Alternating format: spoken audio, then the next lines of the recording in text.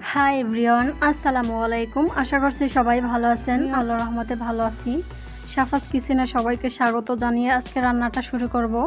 আজকে রান্না করব ছোট বেগুন আর ছোট ইলিশ মাছ দিয়ে ইলিশ মাছের দারুণ স্বাদের একটা পাতলা ঝোল রেসিপি, যেটা খুবই সহজ এবং লোভনীয় হয়। তাহলে চলেন দেখে নেই। এখানে নিয়েছি আমি 2টা ইলিশ মাছ, ছোট সাইজের, আর ছোট বেগুন। এখন আমি মাছ আর বেগুনগুলো খুব ভালো করে কেটে নিয়েছি, দেখতে পাচ্ছেন। আগে এখন বেগুনগুলোকে লবণ আর হলুদ মাখিয়ে নিতে হবে। এইখানে দিয়ে দিলাম হলুদের গুঁড়া, মরিচের গুঁড়া, ধনিয়ার গুঁড়া আর লবণ স্বাদ মতো দিয়ে এখন বেগুনগুলো খুব সুন্দর করে মাখিয়ে নিব।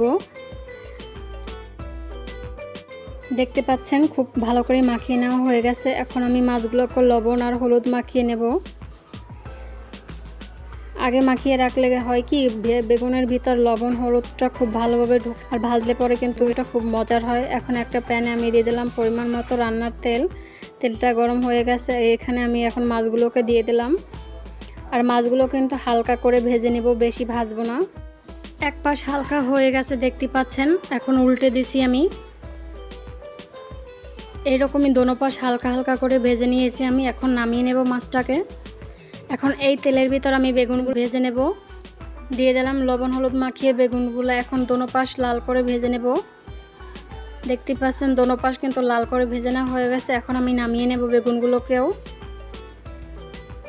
নামানো হয়ে গেছে খুব ভালো করে। এখন একটা প্যানে আবার দিয়ে কিছুটা রান্নার তেল। এখন হাফ চামচ পরিমাণে কালো জিরে আর 4-5টা কাঁচামরিচ মাঝখান থেকে ফেলে এখন ফোড়ন করে নেব। ভালো করে কিছুক্ষণ নাড়াচাড়া করে নিয়েছি। এইখানে দিয়ে দিলাম পেঁয়াজ কুচি আর 2টা রসুন থেতো করে দিয়েছি। কোনো বাটা মশলা ইউজ করব না। দিয়ে দিলাম স্বাদ মতো লবণ, হাফ চামচ পরিমাণে হলুদের গুঁড়া, হাফ চামচের কম করে একটু ধনিয়ার গুঁড়া আর মরিচের গুঁড়ো দিয়ে দিলাম। তেলের সাথে কিছুক্ষণ ভেজে নেব। এখন দেখতেই পাচ্ছেন তেলের সাথে কিছুক্ষণ ভেজে নিয়েছি। এখন মশলাটা কষানোর জন্য অল্প করে পানি দিয়ে দিলাম। পানিটা দিয়ে ঢাকনাটা দিয়ে মশলাটাকে ভালো করে কষিয়ে নেব। কষানো হয়ে গেছে, তেলটা উপরে ছেড়ে দিয়েছে। এখন আমি ঝোলের জন্য পানি দিয়ে দেবো। এখানে পরিমাণটা অবশ্যই আপনাদের প্রয়োজন অনুযায়ী দিয়ে দেবেন। দেওয়া হয়ে গেছে। এখন ঢাকনাটা দিয়ে বলক উঠিয়ে নেব আমি। খুব ভালো করে কিন্তু ঝোলটাকে বলক উঠিয়ে নিয়েছি আমি।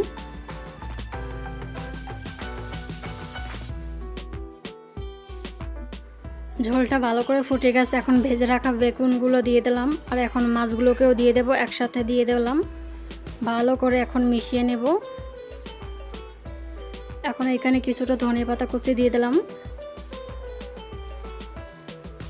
দিয়ে এখন ঢাকনাটা দিয়ে জাস্ট কিছুক্ষণ রান্না করব, যতক্ষণ না ভালো করে ফুটে যায়। দেখেন খুব ভালো করে কিন্তু ঝোলটা ফুটে গেছে। তরকারিটা কিন্তু হয়ে আসছে আমাদের। এই ধরনের সহজ রেসিপি দেখতে চাইলে অবশ্যই আমার চ্যানেলটাকে সাবস্ক্রাইব করার অনুরোধ রইল এবং লাইক কমেন্ট শেয়ার করবেন সবার সাথে। দেখেন কতটা লোভনীয় দেখতে, সাদামাটা হলেও খেতে কিন্তু অসম্ভব মজা রয়েছে এই ইলিশ মাছ দিয়ে ছোট বেগুনের ঝোল রেসিপিটা। দেখেন কতটা লোভনীয় দেখাচ্ছে। ধন্যবাদ, সবাই ভালো এবং সুস্থ থাকুন। আল্লাহ হাফেজ।